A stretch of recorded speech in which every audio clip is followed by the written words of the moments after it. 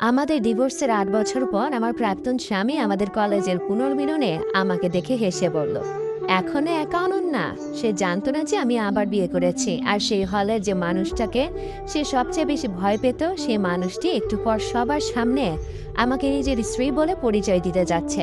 নিমন্ত্রণ পত্রটি আমার ডাইনিং টেবিলে টানা 2 দিন ধরে একটা ফাঁদের মতো পড়েছিল। অফ হোয়াইট খাম সোনালী অক্ষরে লেখা 2010 ব্যাচের পুনর্মিলনী, ঢাকা বিজনেস স্কুল, ডিবিএস। চা ঠান্ডা হয়ে যাচ্ছিল আর আমি ওটার দিকে তাকিয়েছিলাম। দীর্ঘ 8 বছর, 8টি বছর আমি এই মুখগুলোর মুখোমুখি হইনি। 8 বছর আগে আমি এক কাপড়ে একটা ভাঙা সংসার আর এক বুক ক্ষোভ নিয়ে রাফসান আহমেদের বাড়ি থেকে বের হয়ে এসেছিলাম। আর পেছনে ফিরে এসেছিলাম একদল মানুষের কানা ঘুষা। মেয়েটা সংসার ধরে রাখতে পারল না, অথচ এক সময় আমাদের ব্যাচের সবচেয়ে মেধাবী মেয়ে বলা হতো আমাকে। তারপর রাফসানের সাথে আমার বিয়ে হলো, আর রাতারাতি আমার পরিচয় হয়ে গেল স্বামী পরিত্যক্তা নারী। মানুষের ড্রয়িং রুমের মুখরোচক গল্প। 32 বছর বয়সে এসে আমি একটা জিনিস খুব ভালো করে বুঝেছি, ডিভোর্স শুধু একটা বিয়েই ভেঙে দেয় না, সমাজকে অধিকার দিয়ে দেয় আপনার নাম দানিয়ে যত্রতত্র চিবিয়ে খাওয়ার। রাফসান এই কাজটা খুব নিখুঁতভাবে করেছিল।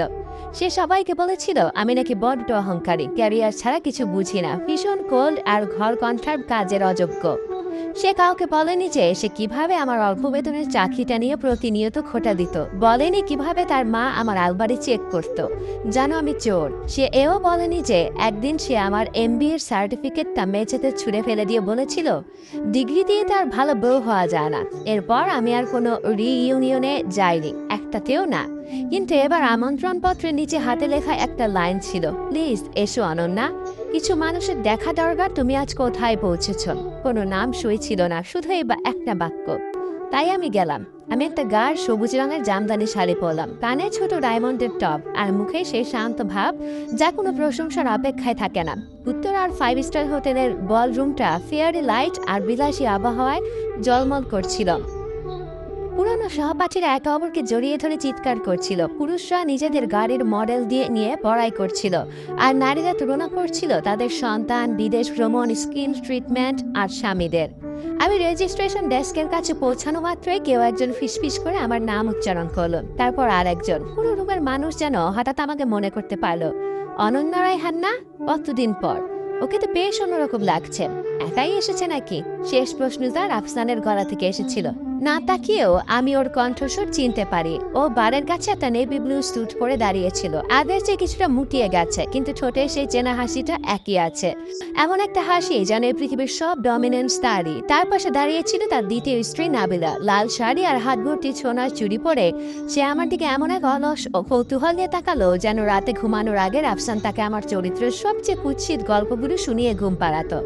রাফসান ধীর পায়ে আমার দিকে এগিয়ে এলো। অনন্যা, সে বলল, কি সারপ্রাইজ। আমি হাসলাম। রাফসান, তার হাসির ধার আরো বেড়ে গেল।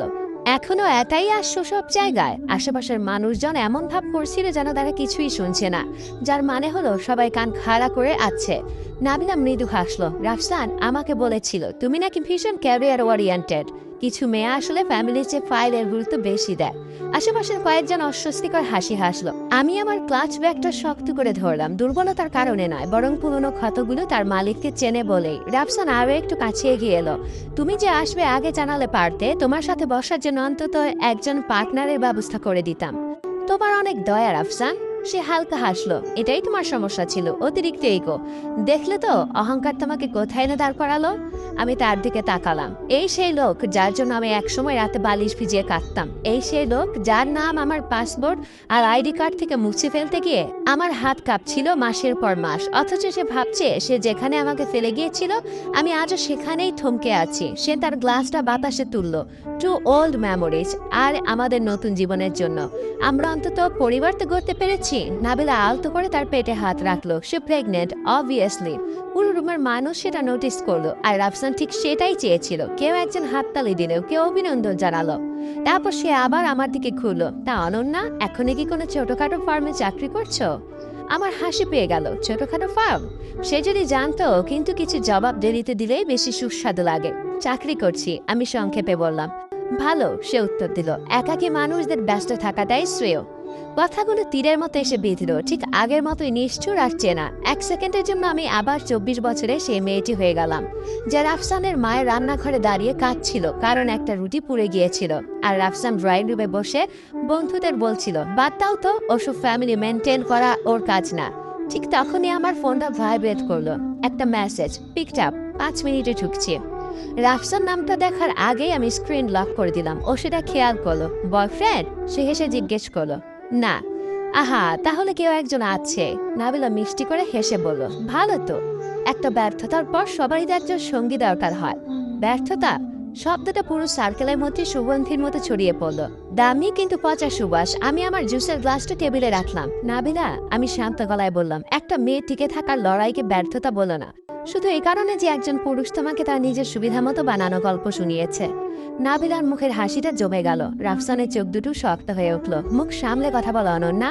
সে পুরনো হুমকির। আমি একটু স্পষ্ট করে কথা বললেই ও এই টোনে কথা বলতো। আমি উত্তর দেওয়ার আগেই হলের লাইটগুলো নিভে গেল। অনুষ্ঠানের হোস্ট স্টেজে উঠলেন। লেডিস অ্যান্ড জেন্টলম্যান, ডিনারের আগে আমাদের একটা বিশেষ অ্যানাউন্সমেন্ট আছে।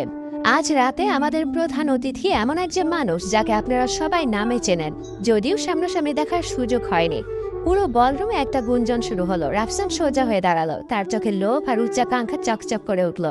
সে ফিসফিস করে নাবিলাকে বলল, ইনি নিশ্চয়ই আরিশ খন্দকার। ওনার সাথে যদি আজ রাতে একটা অ্যাপয়েন্টমেন্ট পাকা করতে পারি, আমাদের কোম্পানির নতুন প্রজেক্ট ডান।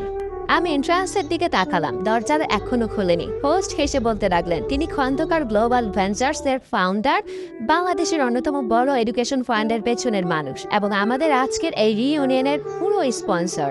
রাফসান তার স্যুটের কাফলিং ঠিক করলো। নাবিলা তার শাড়ির আঁচল টেনে নিল। হলের অর্ধেক মানুষ দরজার দিকে ঘুরে তাকালো। তখনই হোস্ট শেষ লাইনটি বললেন, কিন্তু ওনাকে স্টেজ ডাকার আগে ওনার একটা ব্যক্তিগত অনুরোধ আছে। উনি বলেছেন উনি আজ রাতে এখানে কোনো চিফ গেস্ট হিসেবে প্রবেশ করতে চান না, বরং এই 2010 ব্যাচের সবচেয়ে স্ট্রং এবং সাকসেসফুল মেয়েটির স্বামী হিসেবে প্রবেশ করতে চান। রাফসান মনে মনে হেসে পিসপিস করে বলল, তার ভাগ্য খুলে গেল রে বাবা। ঠিক তখনই বলরুমের বিশাল দরজা দুটো খুলে গেল, আর ভেতরে পা রেখেই দেশের অন্যতম শীর্ষ ব্যবসায়ী আরিশ খন্দকার পুরো হলের ভিড়ের মাঝে সবার প্রথমে যার চোখ খুঁজছিল সেটি ছিলাম আমি।